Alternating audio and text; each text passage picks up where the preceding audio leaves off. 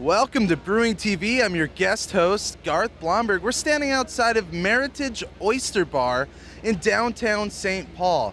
Why is Brewing TV at an oyster fest?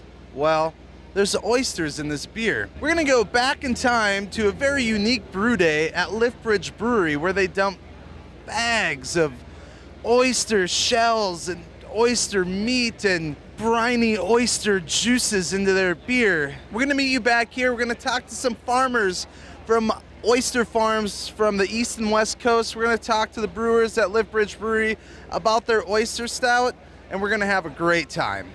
All for brew. Brew for all.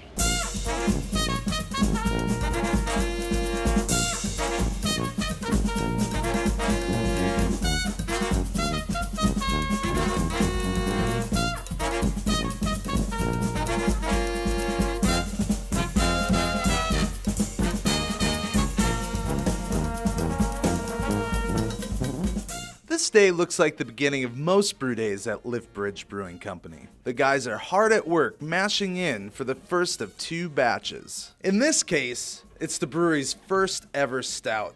That in itself is pretty cool. But that's not the point of this story. It's what they're going to do to this stout that caught our attention. For this brew shall become an Oyster Stout. Kind of the idea behind it was to use the oysters kind of in place or in addition to hops. So this is our triple oystered stout. Idea was to make kind of a stout on the drier side, but incorporate a little bit of oatmeal. So it's kind of a hybrid style. I think the oats will give it kind of an oiliness, creaminess that should pair well with the oysters. I think we're kind of on the heavier side as far as oyster additions go, as far as this style, whatever you want to call it. So we've got about four or five bushels of shells. We'll be putting in 4 gallons or so of shucked oysters and brine. We're also going to be putting in some whole oysters that they're working on cleaning over there. We'll put those in and they should open up as well. About the time that stouts came into popularity, there was an abundance of oysters, and they found that the original oyster stouts, from what I've read or what I gather, weren't brewed with oysters, but were served as a pairing. Oysters were much like peanuts and pretzels back in the day, 1700s or so. They were abundant. They were either given away free or they were very cheap. So you would find them at the local pub as an accompaniment to a stout. Then kind of over the years, I see some records of stouts being brewed with oysters. There's still some commercially produced beers that either carry the name or are produced with oysters. I won't say it's kind of the next new style. I don't think it's going to be your black equivalent to black IPA, but it's pretty funky. It gives us a chance to kind of play around in the brew house, and as this brewery is kind of going back to some home brewing roots. For this special beer, Liftbridge is working with Russell and Desta Klein, the owners of Meritage Oyster Bar. This bottom oyster is probably 5 years old or so, but then somewhere along there, another little oyster, a spat, a baby oyster, attached itself to that shell and grew on top of the other oyster. The majority of what we're using in terms of like all these whole oysters that we're putting into the boil, these are all East Coast oysters, Eastern Virginica. Looks like they were raised in New Jersey. We are going to be adding shucked oysters. And they're a pretty common product. You know, chefs use them in oyster stews and chowders and stuff like that. And those oysters tend to be from the West Coast. And so the ones that we're using today are from the West Coast, from Washington State. Got to find the hinge, work the tip of your knife in and twist, and then it pops open. Scrape along the top side, release that top muscle off the abductor there, and then release the bottom muscle. And you got a beautiful oyster. What really makes an oyster different is sort of the nautical equivalent of terroir, the French idea with wine, that wine tastes of the land that the grapes are grown. Oysters are the same way. They taste of where they're grown. An oyster that's grown up in the cool, clean waters of Cape Cod or up in Nova Scotia or New Brunswick, Canada, and all those, you know, they're going to take on those flavors. And you know, some bays or inlets and stuff have more minerally elements to the water. Some of them have a lot of algae, and so you'll get kind of a mossy flavor on the oyster. It's kind of a fun day to go and spend a day with an oyster farmer, you know. It's out on the water. There's generally beer involved. Russell opened up his oyster bar last year and was looking to put together an oyster fest, and so he approached the brewery inquiring if we could do an oyster stout. I thought, I've heard of him. I haven't. It wasn't high on the bucket list as far as beers to brew, but I really enjoy stouts, so I kind of saw as a unique pairing for his festival.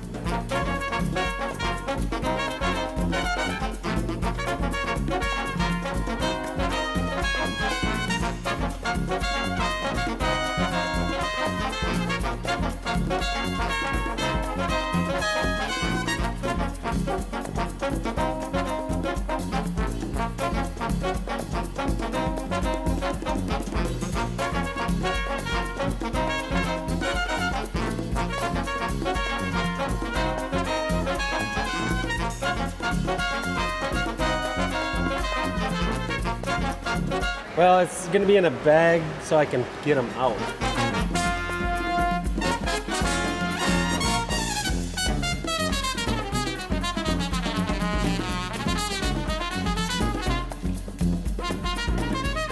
With the group here, we're going to kind of change things up for the first part of the brew, and we'll do some first wort hopping or some first wort oystering before we get up to a boil. We're going to do all 4 dishes. This is not just triple oyster. This is quad oyster brewed. Do you want to throw them in? Want me to throw them in? That'd be great. All right. The moment it became an oyster stout, huh? All right. All right, oyster shells going in. Oh, they sink good. So we got our wort oystering done, and then we're kind of waiting for this to come up to a boil. Be many more additions. This is gonna be cool. It's really interesting though to see. Tell people about there is no kind of middle ground on it though. They're really super excited, or they're really suspicious. It's not gonna have a huge.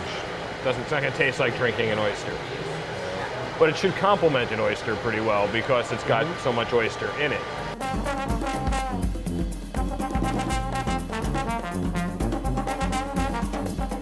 So we got some Fuggle hops here. So I'll do 3 hoppings, just as I said earlier, single hop brew. Fuggles all the way through. Fresh whole oysters. So we're gonna put these in right now. This should open up here in about 5 minutes.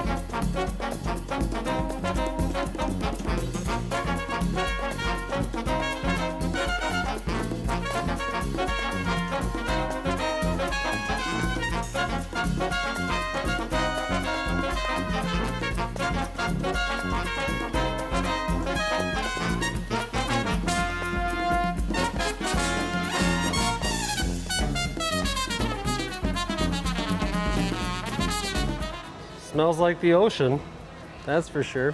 So this is the last oyster edition. These are whole shucked oysters, 16 pounds of them, and juice.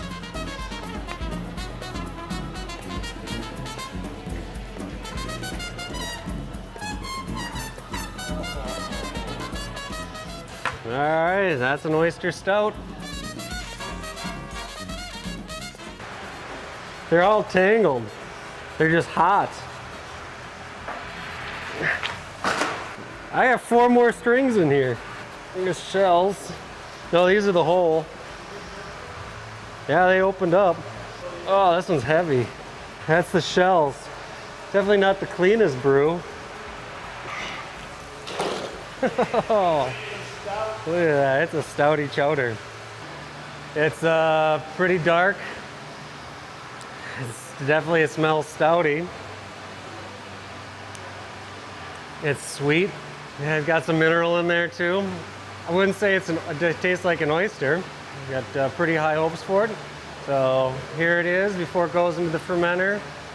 Check back 21 days or so and we'll see you down at Oyster Fest. Cheers.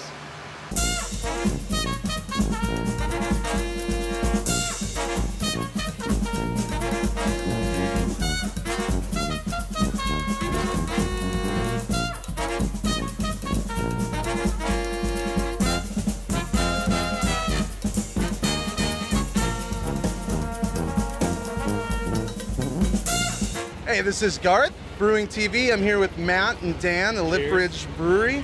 Cheers, guys. And we're going to be talking a little bit about their Oyster Stout that they created for Oyster Festival here in St. Paul. Here it is. It is black. It is somewhat briny. It is also a very nice marriage between an oatmeal and a dry stout. The brininess comes through. I really find that this is pairing nicely with the Atlantic oysters, kind of the briny oysters. But there's a roasted malt, the roasted barley really comes through. The oats are very subtle, but one thing I was also impressed, it still has a head on it too. So that was very nice. It's very smooth, just under 5% ABV, and I think it's tasting fantastic. The beer, as it warms up too, it changes a little bit.